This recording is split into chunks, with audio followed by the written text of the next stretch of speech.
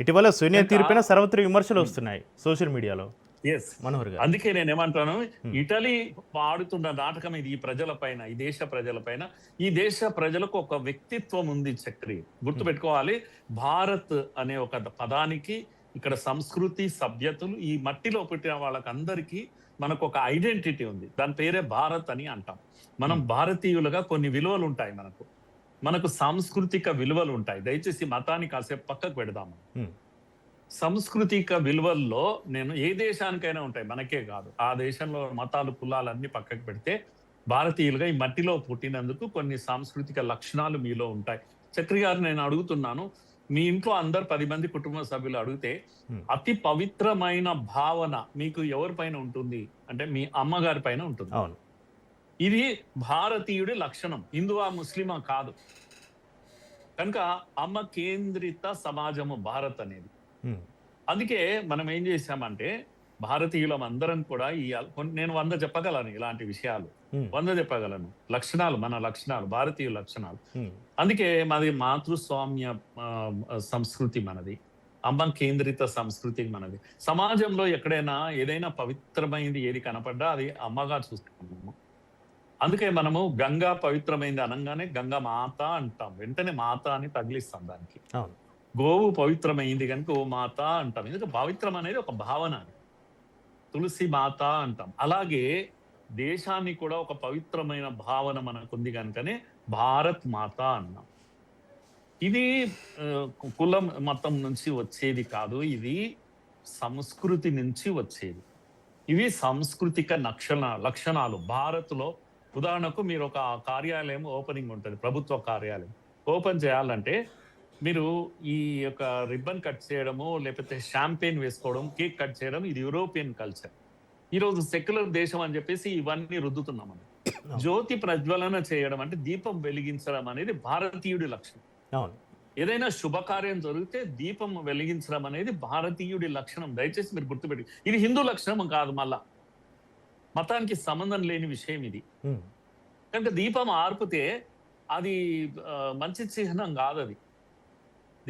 దీపం ఆర్పుతాయని రా పిచ్చోడా అని అంటారు. అవును. కానీ దీపం ఆర్పి బర్త్‌డే చేసుకోవడం యూరోపియన్ కల్చర్ అది. హ్మ్.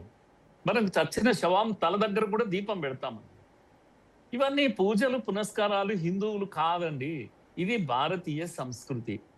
కనుక అందులో నుంచే వచ్చింది వందే మాతరం ఉద్యమం. అవును. ఎందుకంటే మొదటిసారి ఇదొక పీస్ ఆఫ్ ల్యాండ్.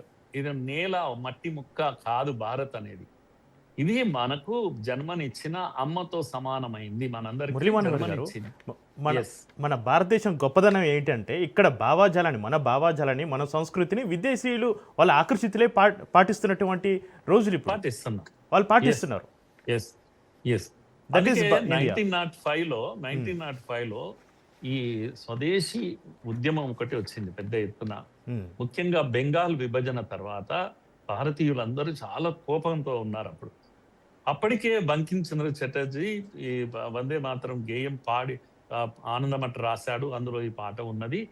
స్లోగన్స్, నినాదాలు బయటికి వచ్చినాయి. వందే మాతరం అనే పదమే అప్పుడు ఇది నేల కాదు, ఇది మా అమ్మ, మా అమ్మను ముక్కలు చేస్తారా మీరు? బంగ్లాదేశ్ అనేది ముస్లిం ఏరియాస్ ఉన్న ప్రాంతాన్ని మనం కావాలని బ్రిటిష్ వాడు ముక్కలు చేశాడు, హిందువులను ముస్లింలను విడగొట్టడానికి. కానీ వందే మాతరం అనేది వార్ క్రై అంటాం, యుద్ధ నినాదం. ఇది ప్రజలందరూ కలిసి కట్టుగా కోట్లాది మంది పాడారు ఈ పాట. పాడితే కాల్చేస్తే పాడారు. మళ్ళా ఉరికంబానికి ఎక్కారు. వందే మాతరం పాడినందుకు వందల మంది ఉరికంబానికి ఎక్కారు. ఇది ఇది ఇది ఈ గేయముకి ఒక చరిత్ర ఉంది. దయచేసి మీరు గుర్తుపెట్టుకోండి. ఇది మన ఎమోషన్ తో కూడుకున్నటువంటి విషయం. ఎవరికో ఇష్టం లేదని చెప్పేసి 2 ముక్కలు 3 ముక్కలు చేసుకొని అది అయిపోయిన తర్వాత దేశం కూడా చేయండి అంటే అది చేసుకొని ఎన్ని చేసుకుంటారు, ఎన్ని కట్ చేసుకుంటారు మీరు. కనుక ఎక్కడో దగ్గర ఆగాలి కదా. మీకు దేశం ఇచ్చేసాం కదా, ఇక ఆపేయండి. ఉన్న వాళ్ళు ఏం చేయండి, ఈ సంస్కృతిలో భాగంగా ఉండండి. కానీ మీరు ముస్లింలుగా ఉండండి. మీ నమాజ్ మీరు చెయ్యండి, మీ అల్లాను మీరు ప్రార్థించండి. కానీ భారతీయులు వీళ్ళకు కొన్ని అలవాట్లు ఉన్నాయి, వీటిని గౌరవిద్దామని నేర్చుకోండి ఎక్కడో దగ్గర. హ్మ్. గన్ పాయింట్ పెట్టి మమ్మల్ని బ్లాక్ మెయిల్ చేయడం ఆపేసేయండి. మీరు చాలా చేశారు ఇప్పటికే. మీరు కనుక వాళ్ళని చూపించి వీళ్ళు కాంగ్రెస్ వాళ్ళు బ్లాక్ మెయిల్ చేస్తున్నారు. సోనియా గాంధీ బ్లాక్ మెయిల్ చేస్తుంది ఈ దేశాన్ని. ఒక ఇటలీ లేడీ బ్లాక్ మెయిల్ చేస్తుంది భారతీయులను అందరినీ కూడా. అందుకే ఆమెకి ఇష్టం లేదు ఈ పాట పాడడం. ఆ రోజు అసహనం మీరు చూసారు, ఆమె యొక్క అసహనం ఊగిపోతా ఉంది. సగం గేయం కాగానే ఊగిపోతా ఉంది. అవమానం చేసింది ఈ మన యొక్క వందే మాతరానికి. ఎంత గొప్ప అవమానం ఇది. అదే భరించలేమంటే మీరు తీర్మానం చేస్తారా? మిమ్మల్ని కూర్చోబెట్టి డిక్టేట్ చేసింది ఆమె. కూర్చోండి అని చెప్పేసి తీర్మానం ఆమె చేసింది. ఇది 37 తీర్మానం కాదు, ఏ తీర్మానం కాదు. కాంగ్రెస్ కి ఇది పూర్తిగా పెద్ద దెబ్బని చెప్పాలి. కాంగ్రెస్ మటాష్ అయిపోతుంది దేశంలో. రాబోయే రోజులలో మనం స్వతంత్రానికి ముందు వందే మాత్రం ఉద్యమం చేశాం. ఇప్పుడు చేస్తుంది ఈ దేశ ప్రజలు. వందే మాత్రం, పూర్తి వందే మాత్రం కోసం ఉద్యమం చేస్తారు భారతీయులందరూ కూడా. ఎవడు ఎక్కడ ఉంటాడో నీళ్లు పాలు తేలిపోవాలి. సగం పాడతావా, నోరు మూసుకుంటావా, లేదు గౌరవిస్తావా వందే మాత్రాన్ని. కనుక ఆ రోజు వందే మాత్రం వద్దన్న వాళ్లకు వందే మాత్రం కావాలన్న వాళ్ళకు ఆ రోజు జరిగింది, ఇప్పుడు జరుగుతుంది. అందుకే ఆ రోజు దేశం మొక్కలైంది. ఇప్పుడు ఏం మొక్కలవుతుందో చూడాలి అసలు. సార్, ఇప్పుడు వందే మాత్రాన్ని పూర్తిగా ఆలపించే విషయంలో బీజేపీ కాంగ్రెస్ మధ్య మొదలైన వివాదం మరింత ముదురుతుంది. ఇది రాను రాను ఎంత దూరం వెళ్లే అవకాశం ఉంది? వందే మాత్రాన్ని అవమానిస్తే కఠిన చర్యలు ఉంటాయి కదా. ఒకటి చట్టమే కాదు మేము అనేది, చట్టమే కాదు, దేశ ప్రజలు కూడా చాలా సీరియస్ గా ఆలోచించే సమయం. మనల్ని ఎక్కడికి తీసుకెళ్తుంది కాంగ్రెస్? ఇంత భారత్ ఏం చేయాలనుకుంటుంది? మత రాజకీయాలని పేరు పెడతారా మీరు? కదా మత రాజకీయాలు ఆడుతున్నది. ఈ దేశం ఒక్కటిగా ఉంచే దేశం యొక్క సమైక్యత, సమగ్రత మీకు ఇష్టం లేదా? నేనేమంటున్నా అంటే, మీరు మీ యొక్క పాటలో అభ్యంతరకరమే దుర్గా లేకపోతే ఇలాంటి పదాలు, దశ ప్రహరణ దారిని లేకపోతే వాణి విద్యాదాయిని, ఈ పదాలన్నీ కూడా హిందూ దేవీ దేవతలు కాదు. ఈ పదాలన్నీ కూడా ఒకే ఒక్క తల్లి భారత్ మాతను ఉద్దేశించి పాడినవి. పర్సానిఫికేషన్ అంటారు చక్రి గారు. అంటే పోయిట్రీలో అది ఏ భాష అయినా కూడా, అంటే ప్రాణం లేని వాటిని కూడా ఒకసారి వ్యక్తిగా ఊహించడాన్ని పర్సాని అంటే పర్సన్గా చూస్తాం. ఉదాహరణకు గంగా నీళ్లు, కానీ గంగా మాత అంటే నీళ్లను కూడా అమ్మగా భావించేది పర్సానిఫికేషన్. ఇది పోయట్రీలో ఉంటుంది. అలాంటిదే ఈ యొక్క భారత్ మాత కూడా కాశ్మీర్ నుంచి కన్యాకుమారికి ఈ నేలను ఒక అమ్మగా ఊహించుకోవడము ఈ భారతీయ సంస్కృతి. ఇది ఈ సంస్కృతిని అడ్డుకుంటాను అనేవాడు ఎవడు వాడు అని నేను అంటున్నాను. మా అమ్మను అడ్డుకుంటారా మీరు? ఈ అమ్మ కోసమే కదా, ఈ అమ్మ కోసం కదా ఇన్ని త్యాగాలు చేసింది భారతీయులు. కనుక మీరు ఏదో ఒక పేరు పెట్టి వాళ్ళకి ఇబ్బంది ఉంది, వీళ్ళకి ఇబ్బంది 37 మీరు అదేది రాజ్యాంగాన్ని చేతిలో పట్టుకొని ఫ్యాషన్ పరేడ్ చేయడం కాదు. ఇప్పుడు రాజ్యాంగంలో చెప్తున్నది, పార్లమెంటులో చేసిన ప్రతి బిల్లు, ప్రతిదీ చట్టమే, ఆచరించి తీరాలి. కనుక నేను ప్రతి ఒక్క భారతీయుడు ఆచరించి తీరాలి, మీరు అన్నట్టుగా ఆచరించి తీరాలి. నువ్వు ఊరికే రెడ్ బుక్ పట్టుకొని అట్ట పట్టుకొని దేశం అంతా ప్రదర్శన చేయడం కాదు. నీకు నిబద్ధత ఉందా ఈ రాజ్యాంగం పట్ల? అంబేద్కర్ ఇచ్చిన రాజ్యాంగం పట్ల నీకు నిబద్ధత ఉందా? కమాన్, నువ్వు ఇప్పుడు పాటించి చూయించు.